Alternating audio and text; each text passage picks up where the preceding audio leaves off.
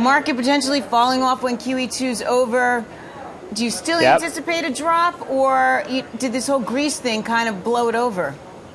No, definitely not, Tracy. I mean, the markets obviously are rallying right now, and they have been all week, and they realistically would probably do the same thing tomorrow, only because of window dressing. This is end of quarter, end of month window dressing. You have a lot of hedge funds, active mutual funds right now that are buying and repositioning. So when we were leading into this, plus don't forget last Friday was the Russell rebalance, so that really helped as far as increasing some of these indices.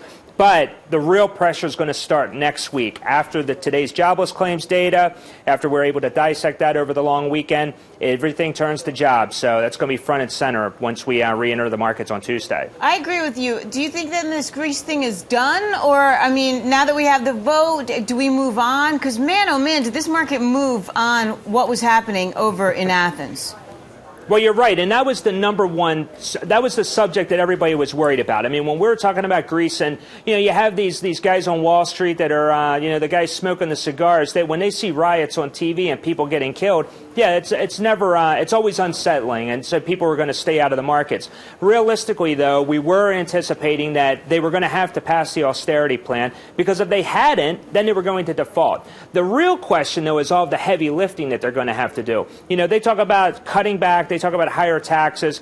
The entire population really has to embrace that, because if they don't, and if they do start defaulting on some of these bonds, you're going to have a tremendous ripple effect, not just in the Eurozone, but around the entire world. I mean, France, for example, owns $56 billion of Greek debt right now. If they can't get that money back, then France is going to go hand in hand looking for a bailout. I think you can just imagine if that happens. So moving forward, though, that was topic A this week. Next week turns to jobs. The week after that will be the deficit.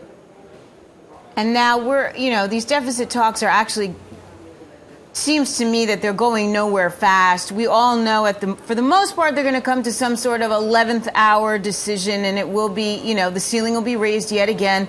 We heard, though, today that Moody's will drop our rating to D, right? Which is crazy. S&P dropped us down as well. I mean, does that pretty much, though, guarantee that we're going to come to a deal and therefore the market's kind of over it?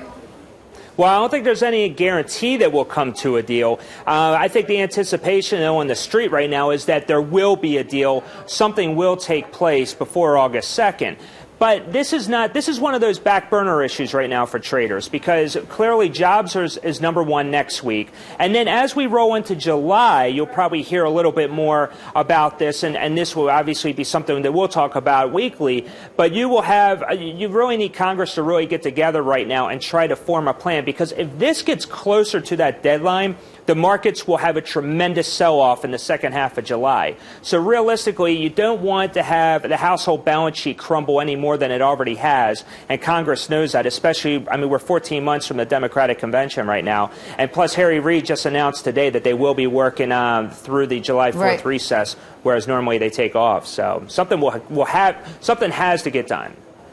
And I think we have to get details on what that actually means, because if I'm not mistaken, they're not working the weekend. Hell, no one's working the weekend, but they are coming back Tuesday, Wednesday, even though they weren't supposed to. Their so-called recess was an extended week or weekend or whatever the heck it's called. They're actually coming back to work on Tuesday like the rest of us schmoes. So I think that's what that means. I still don't think it means they're working on Independence Day, but we'll confirm that.